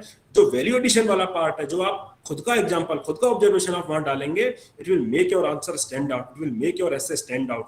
तो जरूर जब आप प्रीलिम्स और मेंस की न्यूज़पेपर पढ़ें तो क्विकली आप ऊपर से देख पाएं कि ये चीज इसका एग्जांपल बना रही है, ये चीज इस टर्मिनोलॉजी का एग्जांपल बनाई है, और वो जरूर अपने नोटबुक में डालें। So Meg, the second question is how to bring structure in the quotation type question, and did you use any specific template? Quotation based question section में आते हैं। सर कोटेशन बेस्ड जो क्वेश्चंस होते थे मैं उसको मिनी एसेज की तरह ट्रीट करती थी। जैसे मिनी हमारी जैसे फिलोसफिकल एसेज हैं, आई थिंक वो सिमिलर अप्रोच रहती थी। उसमें भी if I can use micro dimensions वाला approach, that would be one thing. Then again PESTLE approach में इसमें यूज कर लेती थी। इसमें मुझे नहीं लगता कि इतना, because it's a 10 marker usually quotation based जो क्वेश्चंस आते हैं, तो पेस्टल बेस्ड एक अप्रोच हो गई। And then as you mention individual, societal, national, international, organisational levels पे बात करके we can try to give some structure to the quotation based questions. ठीक है, तो बेसिकली फ्रेंड्स यहाँ पे भी बात डायमेंशंस की है। ठीक है, आई थिंक गोल्डन मीन की अगर हम बात करें, आपसे पूछेंगे गोल्डन मीन कैसे रिलेटेड है, तो आप डिफरेंट डायमेंशंस में उसको खोलिए। क्वेश्चन पूछता है ना what does it mean to you, तो what does it mean to you means in different context what does it mean to you. अगर आप जुडिशरी की बात करेंगे तो it talks about judicial restraint. Judiciary को इनएक्टिव भी नहीं होना चाहिए, एक एक्सट्रीम इनएक्टिवनेस का है और दूसरा एक्सट्रीम जुडिशियल एक्टिविज्म का है। तो it should B judicial restraint, judiciary को अप्लाई करना चाहिए। अगर मैं और गोल्डन मीन की बात करूं तो ब्यूरोक्रेसी का एग्जांपल ले सकते हैं। Bureaucracy should not B so rule driven कि वो एंड पर्पज ही भूल जाएगी पब्लिक सर्विस है, और neither it should B so brazen कि बार-बार रूल तोड़ने पे आ जाए। तो अगेन ठीक है, तो इस तरह से आप डिफरेंट कॉन्टेक्स्ट में इंडिविजुअल लाइफ का आप एग्जांपल ले सकते हैं कि वर्क लाइफ बैलेंस आदमी को रखना चाहिए। कैरियर की बात अलग है, फैमिली की बात अलग है, अपनी लाइफ की बात अलग है। ठीक है, मेंटल हेल्थ की आप बात कर सकते हैं। So very different context you can relate to your quotation based questions। ठीक है, so that you can tell the examiner कि you know you are quite analytical in the sense that the quotation is asking you to relate। Meg, how did you approach your case studies? Did you use a lot of thinkers real life example, or did you use a set of key values in the case study to substantiate your argument? So as far as case studies are concerned, I think हमारे पास 6 case studies होती हैं mostly in the exam if the conventional pattern is followed। So I tried कि मैं थोड़ा variation लाके different approaches से case studies को solve करूं, ताकि थोड़ा interest भी रहे examiner का भी, and थोड़ा difference भी create कर सकते हैं। So there was no fixed one approach कि सभी case studies को एक ही तरह से deal करना है। स्टैंडर्ड आर्ग्यूमेंट्स, जैसे कि मेरे डिस्कशन से कुछ नोट डाउन कर रखे थे तो उसके मैंने नोट्स बनाए हुए थे, तो स्टैंडर्ड आर्ग्यूमेंट्स का यूज करती थी। And mostly we are also directed case studies में, स्पेसिफिकली इन दी 2021 पेपर हमें ज्यादा सोचने का स्कोप नहीं था, बिकॉज उन्होंने क्वेश्चन के अपने आप सब पार्ट्स दिए हुए थे, उसके आपको पॉजिटिव नेगेटिव डिस्कस करने होते हैं या फिर इम्प्लीकेशन डिस्कस करनी होती हैं। So that was broadly the approach. Lot of thinkers, I don't think sir मैं बहुत ज्यादा थिंकर्स नहीं यूज करती थी, बिकॉज मुझे याद भी नहीं रहते थे एंड मैंने याद करने का ट्राई भी नहीं किया था। आई एम मोर इनटू की ओरिजिनल अपना आर्ग्यूमेंट, आपकी अंडरस्टैंडिंग आप रिफ्लेक्ट कीजिए। थिंकर्स तो सभी को, आई गेस एग्जामिनर को भी काफी आता है, they not looking for particular specificities, but कि आपकी अंडरस्टैंडिंग है या नहीं, एंड प्रैक्टिकल सॉल्यूशंस या प्रैक्टिकल चीजों पे ग्राउंड लेवल पे बात हो रही है या नहीं हो रही, rather than the theoretical concepts. तो वो बीच में आ जाते थे कभी references, but not a lot of them. So friends, मैं आपको ये भी बताना चाहूंगा कि एथिक्स में ना, do not make it too complex a subject. Ethics UPSC ने जो पेपर डाला है, इट इज मेंट टू जज योर एथिकल क्वेश्चन। तो जितना आप अपने आप से रिलेट करके अपने ऑब्जर्वेशंस, अपने आर्गुमेंट देंगे रादर देन किसी के कंधे पे रख के बंदूक चलाएंगे, तो वो आपको ज्यादा बेहतर मार्क्स आपको दिलाएगा। ठीक है, तो अपने आर्गुमेंट्स यूज करिए, अपने एग्जांपल्स, अपना एनालिटिकल पर्सपेक्टिव वो अपने एग्जामिनर को दिखाइए।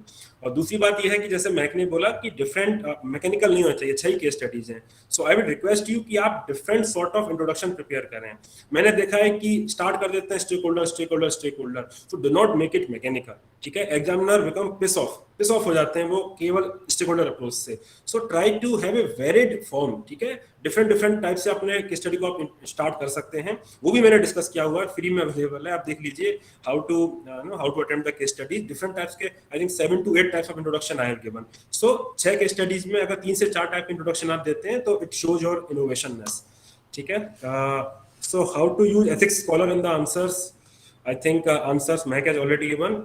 थोड़ा यूज करना है, दूसरों कंधे पे नहीं बंदूक चलानी है, अपने ओन आर्गुमेंट्स जितना हो सके हमको यूज करना है. अच्छा, ये क्वेश्चन है जो महक आपको जरूर एड्रेस करना चाहिए, जो कैंडिडेट्स बहुत परेशानी फेस करते हैं. How to tackle word limit and complete in time, specially case studies.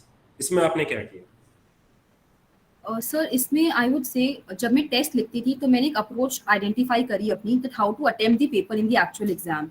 तो मुझे ऐसा लगता था कि compare to case studies we have more scope of scoring higher in the section A, because वहाँ पे आप अपना आंसर डिफरेंट कर सकते हैं. व्हेन वी टॉक अबाउट की केस स्टडीज, उसकी पॉसिबल मतलब most of the time it is very clear कि what is the right thing to do. They just want us to present all the arguments, options हमसे मांगते हैं, but answer कहीं ना कहीं सभी का सिमिलर रहता है, सभी का क्लियर. हर कोई एथिकल आंसर ही देना चाहता है केस स्टडीज में, even if that's not the thing they are going to actually do.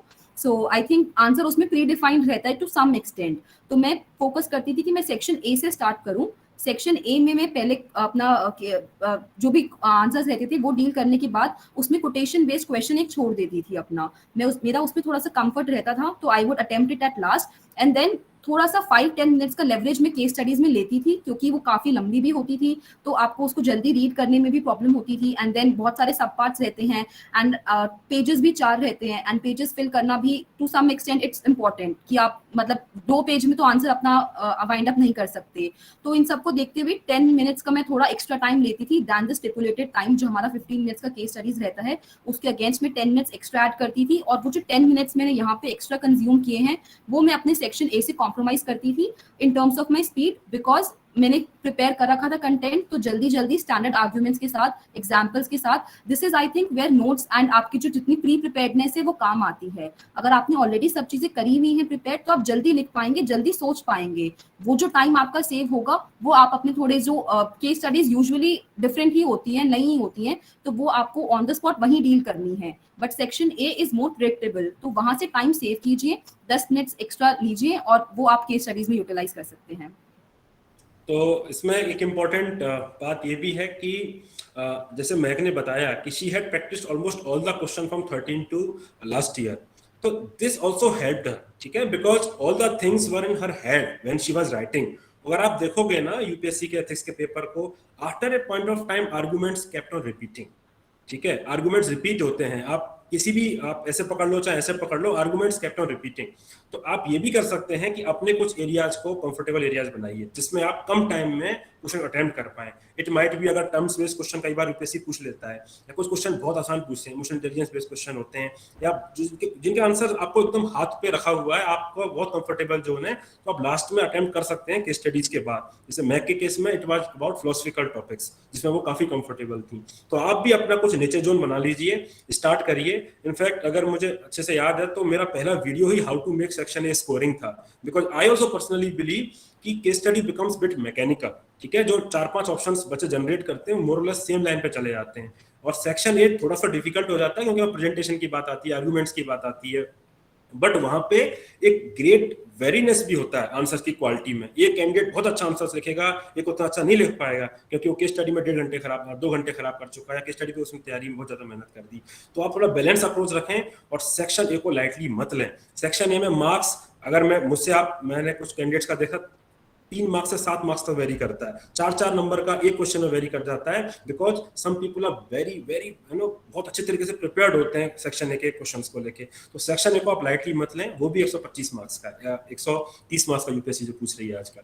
ठीक है, तो 130 मार्क्स का है, उसको भी आप करें. Sir I would like to add something here. Section A prepare करना इजी भी है, बिकॉज उसमें ऑलरेडी यूपीएससी ने आपको इतने सारे की टर्म्स दिए हुए हैं, मोर और लेस जो क्वेश्चंस है वो उसी के अराउंड रिवॉल्व करते हैं. And then as I said, previous year question से आपने एटीट्यूड एक जैसे टर्म मेंशन है, इंटीग्रिटी मेंशन है, transparency as a value mention है, आपको वो टर्म भी मिल गया. उसके अगेंस्ट आपको 5-6 type of questions in all these years, कम से कम 5-6 क्वेश्चंस रहे होंगे उस टॉपिक से, आपको डिफरेंट टाइप्स ऑफ क्वेश्चंस भी मिल गए. आपने कीवर्ड पे बेसिक कंटेंट प्रिपेयर कर लिया, आपने 5-6 क्वेश्चन प्रिपेयर कर लिए, तो जब एक सातवां टाइप का भी क्वेश्चन अगर एग्जाम में आएगा तो आपके लिए कंपैरेटिवली इजी होगा उसको लिखना। Another thing is, for some people it might sound little overwhelming कि इतने सारे questions 2013 onwards, every single question I had written, newspaper के notes over the years। तो I would like to say कि ये जो सब काम था ये मैंने prelims 2021 से पहले कर लिया था।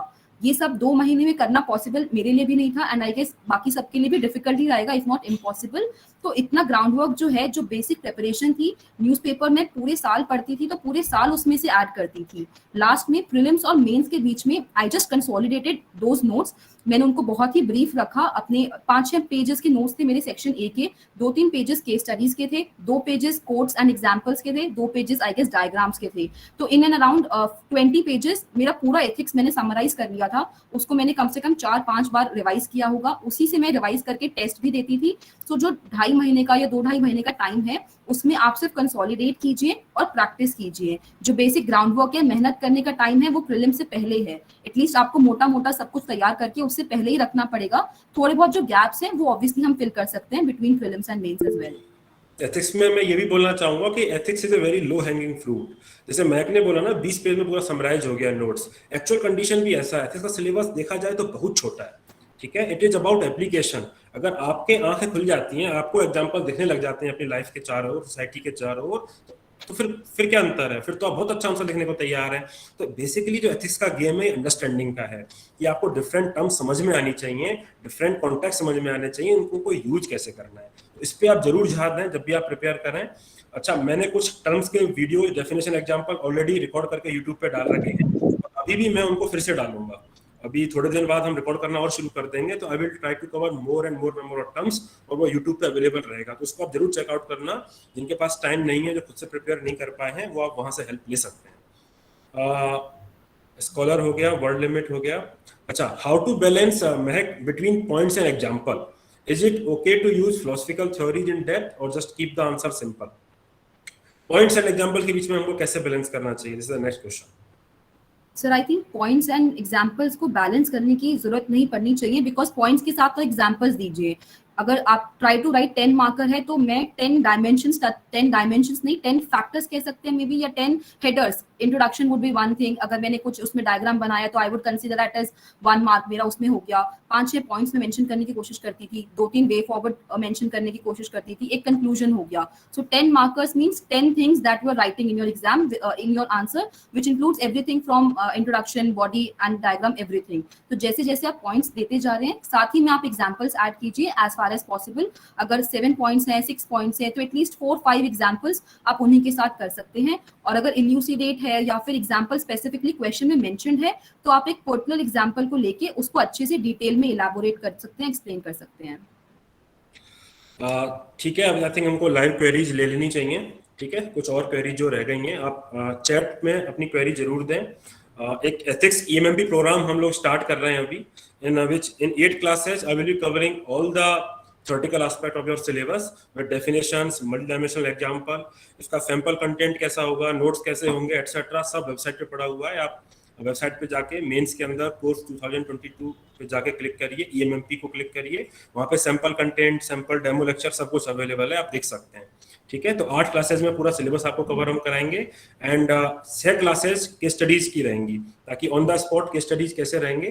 केस स्टडीज में को आप लाइव अटेंड करिएगा जो भी प्रोग्राम से जुड़े, क्योंकि मेरा जो पढ़ाने का तरीका है वो ऐसे ही है कि मैं बच्चों से पूछता हूँ कि आप वैसे सोचिए, आप बताइए, वैसे करिए, तो वो आपके अंदर वो चीजें आ जाएंगी कि ऑन द स्पॉट हम एग्जाम में कैसे सोचें। ठीक है, मैं लिखा भी हुआ है pedagogy for ethical stimulation, because I use that. I ask so many questions from the students so that candidates themselves start thinking अच्छा वैसे सोचना था, तो वो हम करेंगे इस प्रोग्राम में। और ये प्रोग्राम बिल्कुल भी थ्योरेटिकल नहीं होगा। ठीक है, this program will be application oriented only. जैसा मैं कह रहे हैं कि it should not be complex, ठीक है, it should be very simple. एक जो होता है ना, जो एथिकल बंदा होता है उसको सब चीजें दिखती हैं, सोसाइटी में गलत होते हुए दिखता है, उसको वो आर्गुमेंट्स दिखते हैं, वैसा आपको बनना है और वही आपको प्रेजेंट करना है। You will definitely get marks. आप लोग अपनी क्वेरी जरूर लिखिए अपने चैट में। ठीक है, मैं अब तक कोर्सेज वगैरह बता देता हूँ, जिनको भी क्वेरीज कुछ रह गई हैं चैट में प्लीज लिखें। This is another course that we are having for mains this year.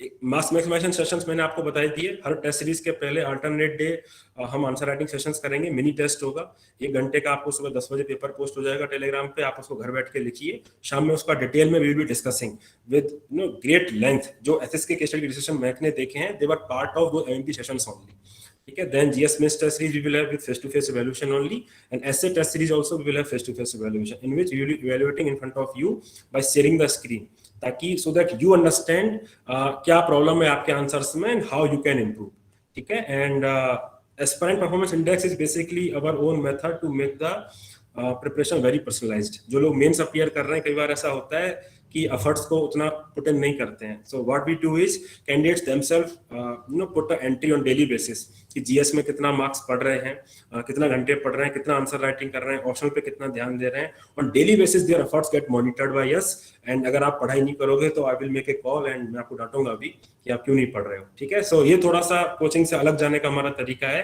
कि हम पर्सनल इंटरेस्ट लें अगर आप नहीं पढ़ रहे हो तो that is aspirant performance index. हम जो 40-50 बच्चे हम लेंगे उनके संग हम ये काम करना चाहेंगे कि आप घर पे कितना पढ़ रहे हो। मुझे लगता है कि असली बैटल है वो घर पे जीता जाता है। जो भी आप इनपुट दोगे ना अपने लेवल पे, जैसे मैक ने दिया, प्रीवियस ईयर क्वेश्चन अटेम्प्ट किए, बैटल वहां जीता जाएगा। तो आप उनको जरूर अच्छे से करो, अपने इनपुट को करो, तो वो इनपुट पे हम फोकस करेंगे।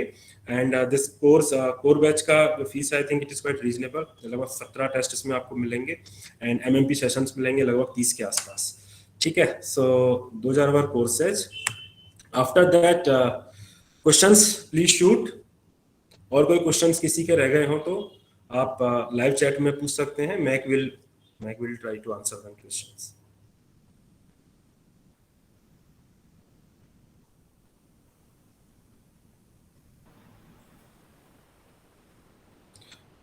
Ma'am, how did you manage yourself after you failed 2 prelims? Yes, बहुत इंपॉर्टेंट है।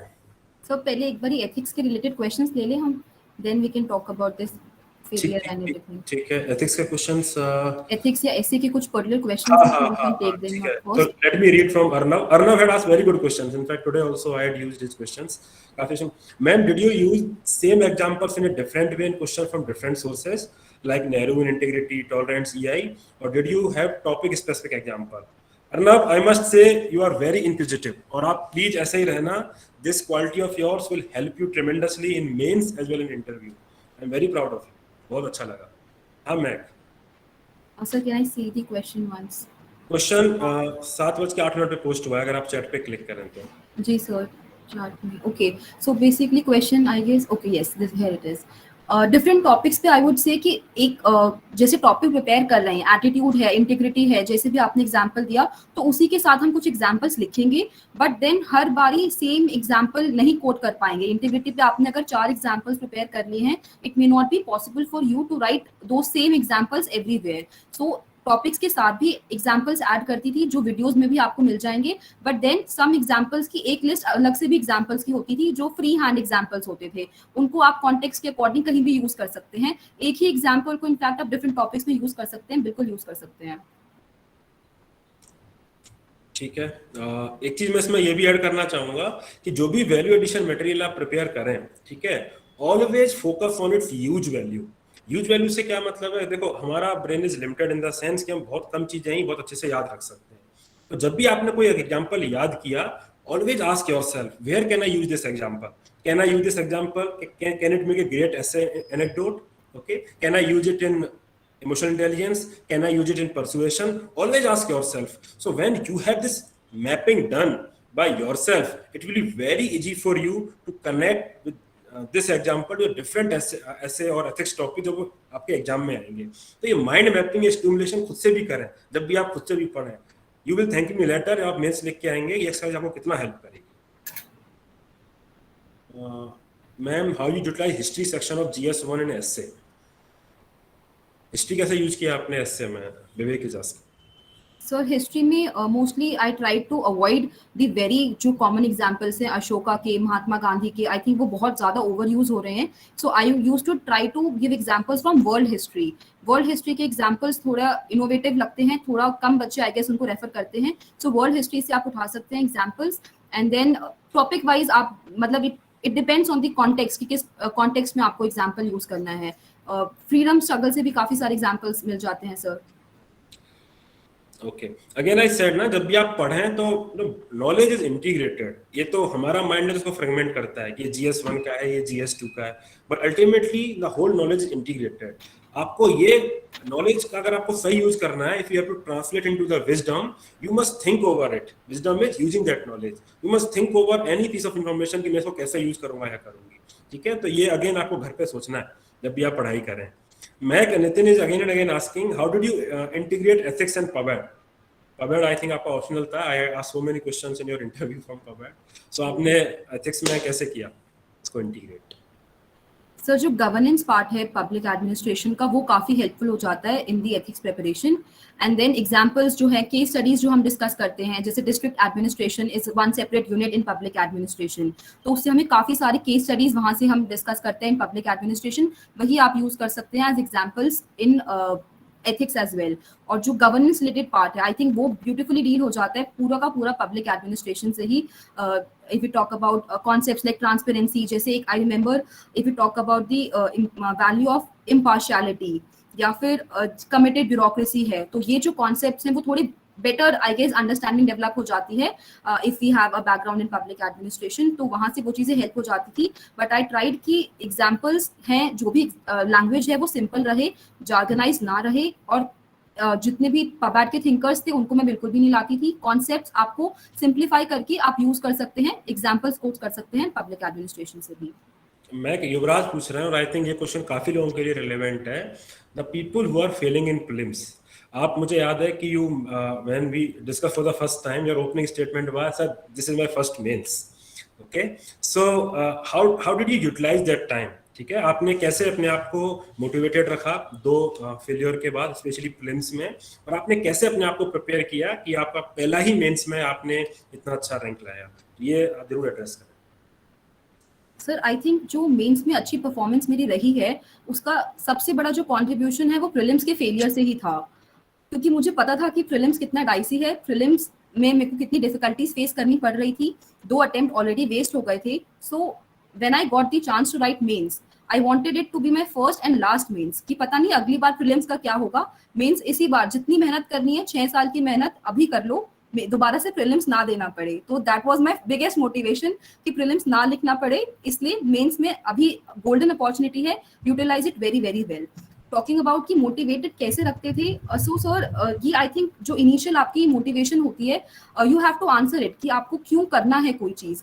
मेरे लिए this was the only option, कह सकते हैं कि एक चाइल्डहुड ड्रीम ही था। सो इसके अलावा मैंने कभी कुछ सोचा ही नहीं था अपनी लाइफ में कि मुझे और क्या करना है। तो कॉन्स्टेंटली मैं ये नहीं सोचती थी कि मुझे करना है, नहीं करना है या क्या करना है। I was only thinking about कैसे करना है। अगर फेल हो गई तो कुछ ना कुछ तो कमी रही होगी, उसको आइडेंटिफाई करनी है, उसको दोबारा वर्क करना है, फिर से कुछ कमी रह गई, फिर से आइडेंटिफाई करो। It's a loop, it's a cycle. जितना जल्दी आप आइडेंटिफाई करेंगे अपनी मिस्टेक्स को, जितना जल्दी आप उन पे वर्क करेंगे, उतनी जल्दी आप साइकिल से बाहर आ सकते हैं। फ्रेंड्स, देखो मैंने आपको बोला था स्टार्टिंग में, this is what makes the people who get through different. I am not saying कि बाकी लोग भी इंप्रूव नहीं कर रहे हैं जो लिस्ट के बाहर रह गए हैं, they are also very hard working, काफी डिसिप्लिन लोग हैं जिनको मैंने देखा है जिनका लिस्ट फाइनल नहीं भी होता है। But all I am saying is आपको इंप्रूव करना है, इसके अलावा आपको और कोई तरीका नहीं है। ये आप ही हो जो अपनी मिस्टेक्स आइडेंटिफाई कर सकते हो। आप बार बार क्रिटिकल प्रैक्टिस सोचते रहें कि मैं और कैसे बेहतर कर सकता हूँ या कर सकती हूँ, बार बार, और अपने कॉम्पिटिटर्स को आप बीट करें लगातार मेहनत से। एक चीज जो मैं बोलना चाहूंगा to the people who might be failing prelims this year, ठीक है, please use this as a golden opportunity.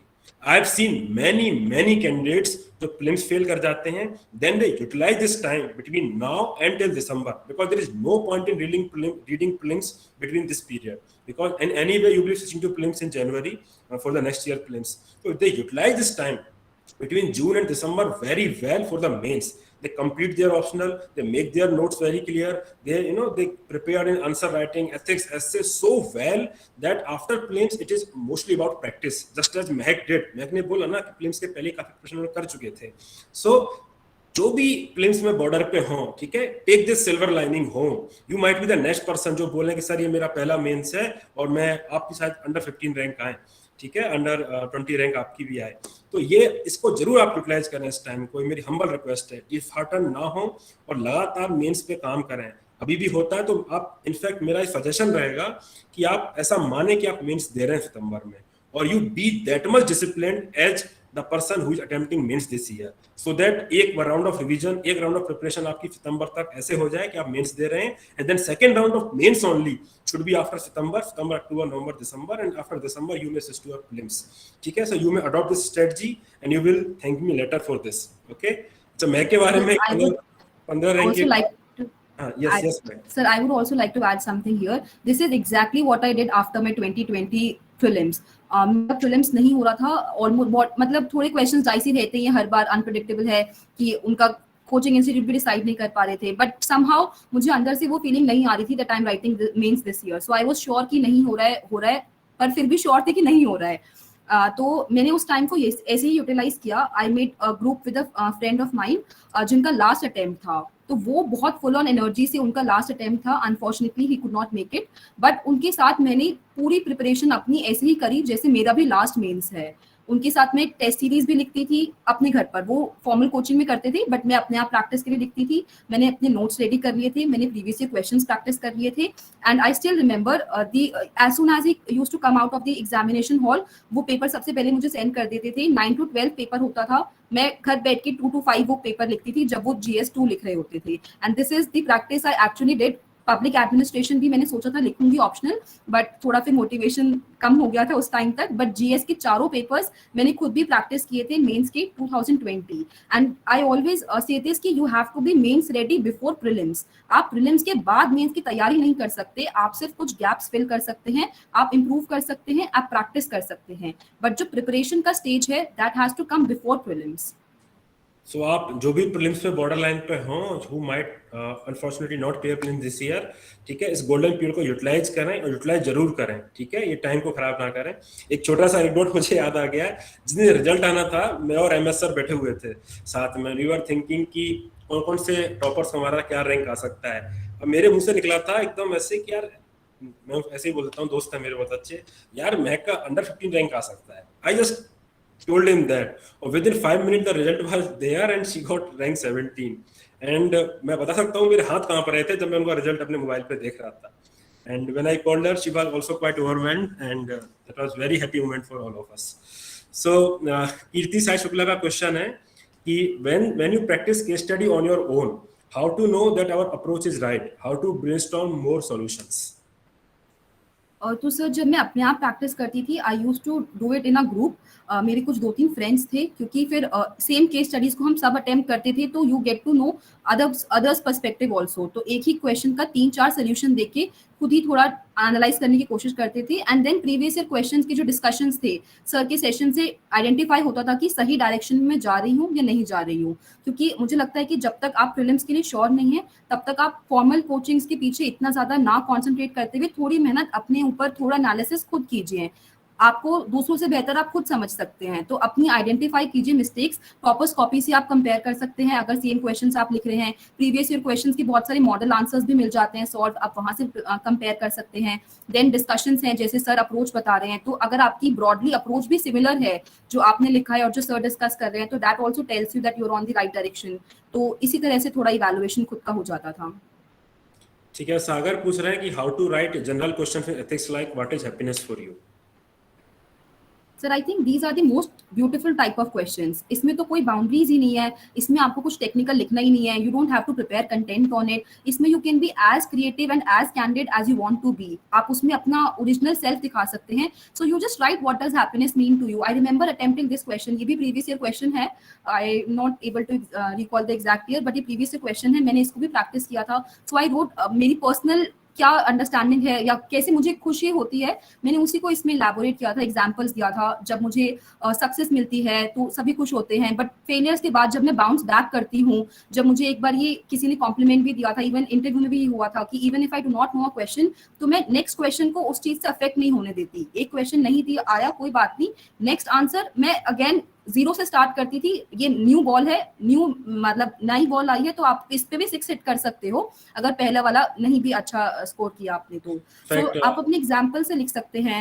Happiness, ice cream खाने से भी मुझे हैप्पीनेस मिलती है, so I would that also कि हाँ when I am sad, when I am not motivated enough, तो even a simple chocolate ice cream makes me happy. तो आई थिंक वो आपका इनोसेंस भी दिखाता है, आपकी अंडरस्टैंडिंग आपको लिखना है। आई रिमेंबर इसी के लाइंस पे एक क्वेश्चन पूछा था टेस्ट सीरीज में, what does success mean to you, तो उसमें मैंने एक डायग्रामेटिक रिप्रेजेंटेशन दिखाया था. I made a pie chart.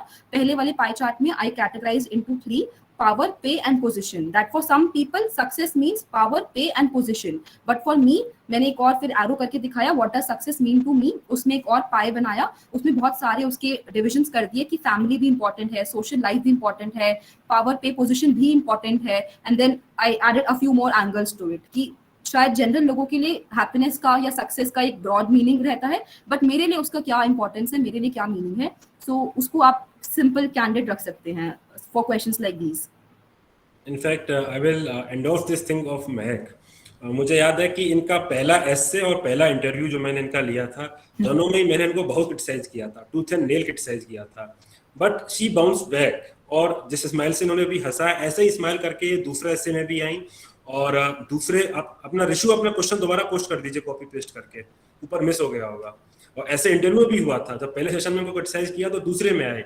तो ये मुझे लग रहा है ना कि क्रिटिकल पर्सपेक्टिव रखना, फिर अपनी गलतियों पे काम करना, ये एटीट्यूड बहुत इंपॉर्टेंट है. ये सब आप इनकलकेट करिए और बहुत आपको हेल्प करेगा. अर्नब भंडारी, आई थिंक अब थोड़ा सा इसको फास्टन करेंगे, 7:30 तक इसको रैप अप करेंगे, ठीक है. अर्नब पूछ रहे हैं कि is it okay to write personal examples in first person? Wouldn't it be like boasting self perceived value if we choose to personal example, and how do we frame them? I think the choice of words will define कि आप boast कर रहे हैं या आप exemplify करके example दे रहे हैं. तो डोंट बी वेरी बोस्टफुल या फिर आप अपने को मतलब बढ़ा चढ़ा के मत बताइए. बट अगर आपने कोई काम किया है वो अच्छा है तो okay, let the examiner know that you are this kind of person. I think they would appreciate it. Just be a little more careful and थोड़े हम्बली अपने ओपिनियन को प्रेजेंट कीजिए. एग्जैक्टली यही चीज मेरे साथ एक बार आई गेस मेंटरशिप सेशन में सर इंटरव्यू के दौरान भी हुई थी. आई वाज आस्क्ड कि व्हाट इज योर विजन, कि आपको क्या करना है. तो I was like role model बनना है तो फिर लड़कियों के लिए. तो सर ने बोला कि इतना ग्रैंड विजन नहीं देना है, थोड़ा हम्बल रह के कहना है कि लड़कियों के लिए या विमेन एम्पावरमेंट के लिए जो भी मैं छोटा सा भी अगर रोल प्ले कर सकती हूँ तो that would make me happy, that would be my idea of success. तो आपने वही बात कही है, बट एक सटल तरीके से, एक हम्बल, एक ऑर्डिनरी इंसान की तरह कहिए, ना कि भाई रॉबिन हुड हम ही सब कुछ चेंज कर देंगे. Very good. Is it necessary to write personal example or a range of example would have to be there, सागर? केवल पर्सनल एग्जांपल से भी काम नहीं चलेगा और दूसरे एग्जांपल से भी खाली काम नहीं चलेगा, ठीक है. Again we can use this PESTEL approach भी. पॉलिटिकल एग्जांपल्स कुछ यूज कर सकते हैं, सोशल भी कर सकते हैं, एनवायरमेंटल मूवमेंट से रिलेटेड कर सकते हैं.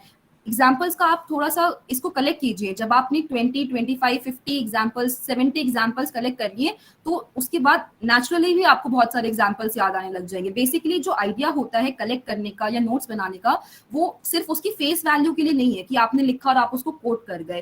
बैकग्राउंड में आप उसके बारे में सोचना याद आ जाता है एंड वो एक पर्सपेक्टिव डेवलप हो जाता है आपका. आपने इतनी बार उसको पढ़ा तो उसको कैसे पढ़ के यूटिलाइज करना है, कैसे लिखना है, वो पर्पस होता है. जैसे मैंने इंट्रोडक्शन के लिए भी मेंशन किया था, मैंने इतने इंट्रोडक्शन प्रिपेयर किए and I ended up writing none of them. तो मैं ये नहीं कह सकती कि वो प्रिपरेशन मेरे इंट्रोडक्शन की जो थी वो बेकार चली गई.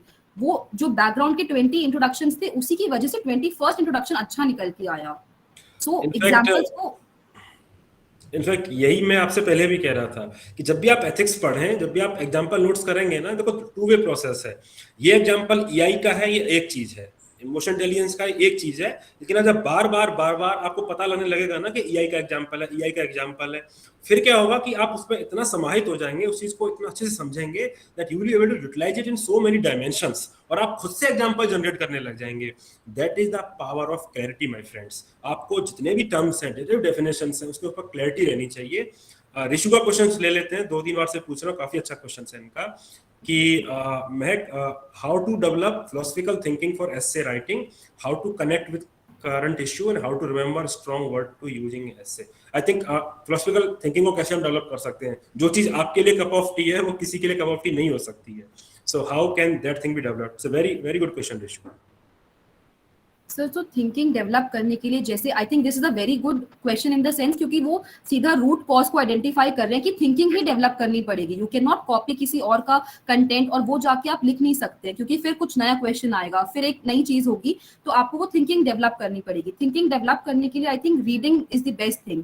आप जब पर्सपेक्टिव से डिफरेंट डिफरेंट पर्सपेक्टिव से जो ज्ञानी लोग हैं, इतने सारे, इतनी अच्छी बुक्स हैं, टॉपर्स के एसेज हैं, रीड कीजिए। रीड करते करते चीजें समझ आने लग जाएंगी, फिर सोचने लग जाएंगे उन क्वेश्चंस पे। आपने क्वेश्चन कोई भी फिलोसफिकल टॉपिक उठाया, उस पे आप देखिए कि किसी ने क्या लिखा हुआ है, टॉपर्स का आंसर स्क्रिप्ट है या फिर बुक है किसी पे, and then you brainstorm on your own कि इस सिचुएशन में या इस पर्सपेक्टिव पे या इस इशू पे आपकी क्या सोच है। आप ये एक्सरसाइज को बार बार करेंगे तो वो नेचुरली आपके अंदर आने लग जाएगा, जब आप फिलोसफिकल डायमेंशंस को भी टच करने लगेंगे in terms of your thinking.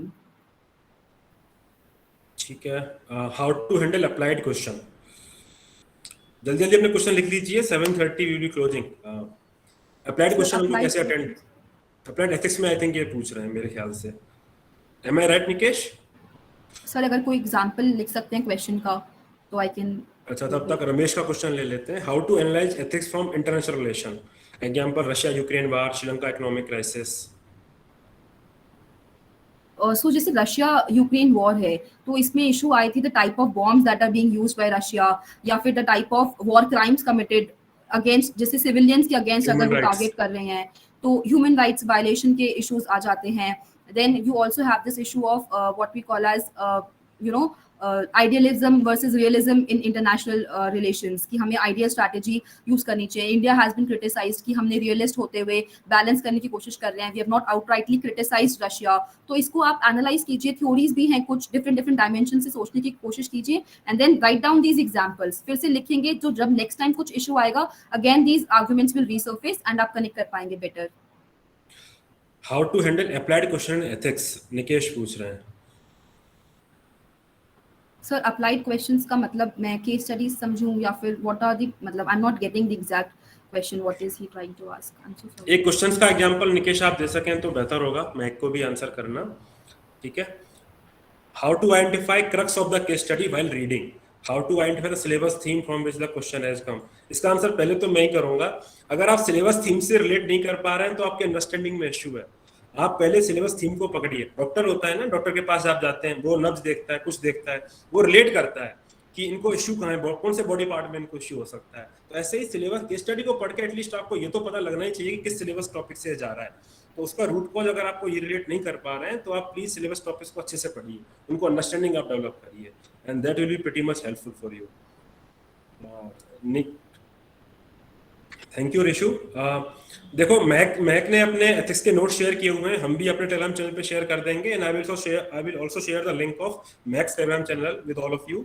वहां भी आप इनको ज्वाइन कर सकते हैं। मैं कैसे का भी अपलोड कर देना जल्दी से, बच्चे भी मेंस लिखेंगे। एंड आई वुड सजेस्ट कि आप पहले केस स्टडीज, जैसे आप केस स्टडीज के मेरे नोट्स मैंने अपलोड किए हैं, तो आप पहले सर की सेशंस जाके देखिए, and then you will see जो आर्गुमेंट्स हैं, स्टैंडर्ड आर्गुमेंट्स है, बहुत सारे जो आइडियाज हैं वो उन केस स्टडी वाले सेशन से ही मैंने भी बोरो किए हुए हैं, वही मेरे नोट्स में आपको मिलेंगे। तो maybe you can save some time also notes making के। पहले आप जाके सेशंस देखिए एंड साथ साथ आप नोट्स रेफर कर सकते हैं, तो you will get to know the connect कि हाँ एक्चुअली वो सेशंस कैसे यूजफुल थे और मैंने उनको कैसे यूज किया अपने एक्चुअल एग्जाम में भी। सेकंड एक एग्जांपल से, जी सर आप कुछ कह रहे हैं।